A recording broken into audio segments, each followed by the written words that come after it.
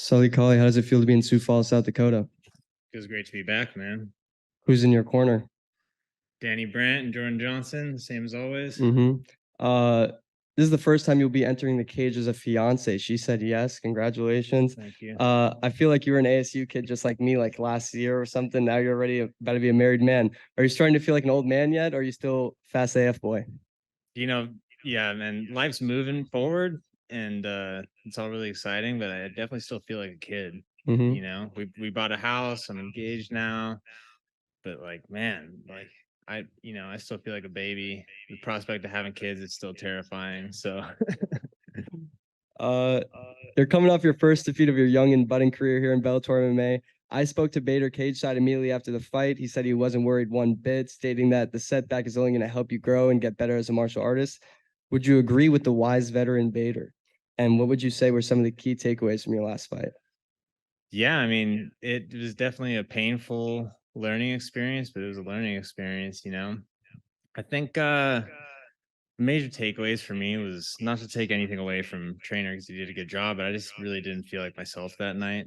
And I think I kind of got away from fighting the way that I fight best. You know what I mean? And kind of try to just push him up against the fence and Khabib him, and that's just not really my style. you know. So I'm gonna be back to moving and grooving and being fast and snappy and you guys are gonna see me fight how you know that I can fight. Mm-hmm.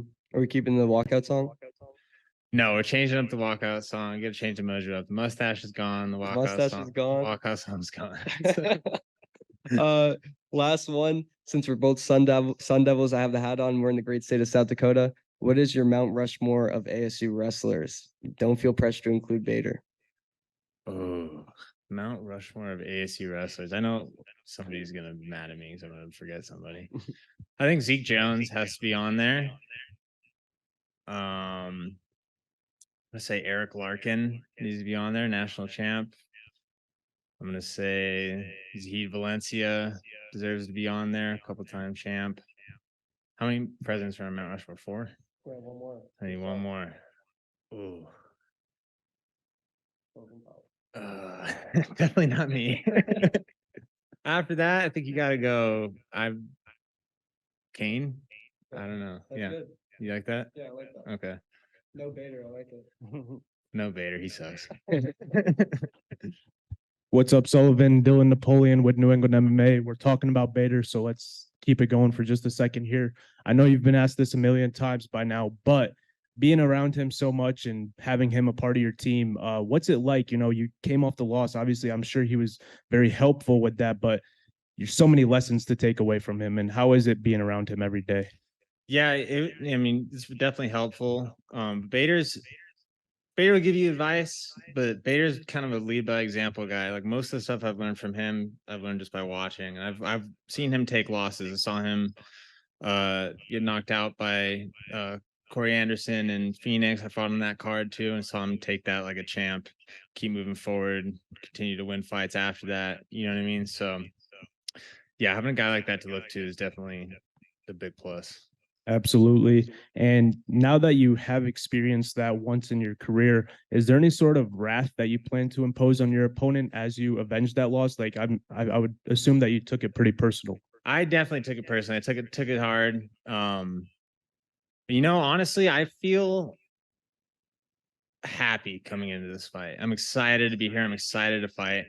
And Mike Tyson said a happy fighter is a dangerous fighter. So I'm not like, oh man, I'm so pissed off. I'm gonna take it out on Hamza.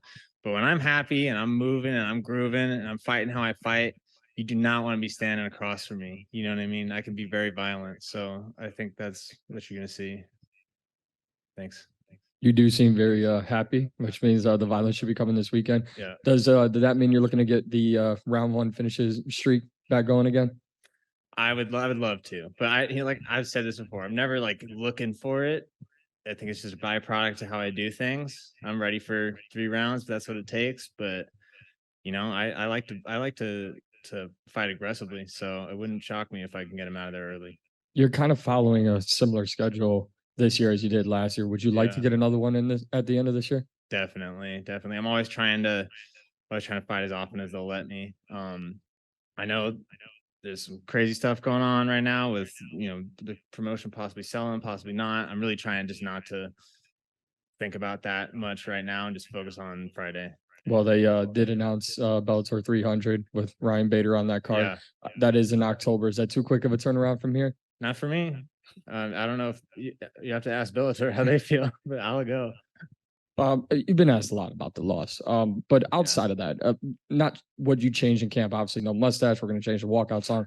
But and you talked about Bader and some of the advice. But you personally, when you reflect back, what were you able to like take away from yourself following that fight? You know, it's not life and death, man. I was undefeated, and I just wanted to get out of that fight with a win so bad. I didn't care what it looked like or how I did it, and you know what I mean. I just don't think that obviously you're competing, you want to win, but I don't think you can be so hyper focused on wins and losses. I think you need to be focused on fighting, and that's where my focus is now. Thank you. Bills. Hey, how's it going, Sullivan? This MMA Locker Room, part of Puff Sports Radio. I How was you doing? able to. Oh, good, man. I was able to see your last fight out there against Luke Trainer. I was actually at the event. I noticed afterwards, you was enjoying the casino and stuff with your friends because it just shows, even coming off of a loss, sometimes, when you surround yourself with winners, you're always going to be a winner. But I just wanted to ask, why was it so important for you to get back onto the card and fight this quick? Because there's a lot of fighters that they fought probably about 5 months prior before you, and they're still not out calling for fights. Why was it so important for you to get back in that cage? I mean, nobody wants to sit on a loss for a long time, right? I just kind of want to get back in there and erase it. But aside from that, just I like to stay busy. I mean, I'm a fighter. I like to fight. It's my job. It's what I do. So a little bit of time off and then back to training is how I always do things. So I'm always training. I might as well be fighting too. So I'll always go when they give me the call. Thank you, Sullivan. Thank you.